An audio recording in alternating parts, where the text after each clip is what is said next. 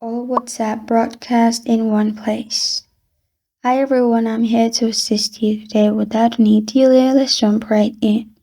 To find your broadcast all in one place, what you can do is open WhatsApp.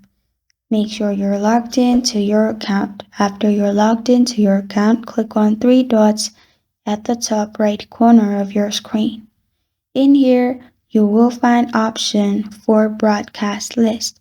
In my region, it's not available, so it's showing new broadcast.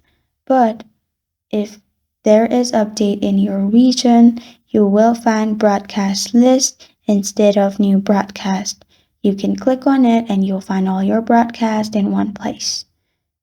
And this is all WhatsApp broadcast in one place. Thank you for joining me today. If this video helps you out, please leave a like and subscribe for more. Got a question or want to suggest a topic? Comment below. Thank you for watching.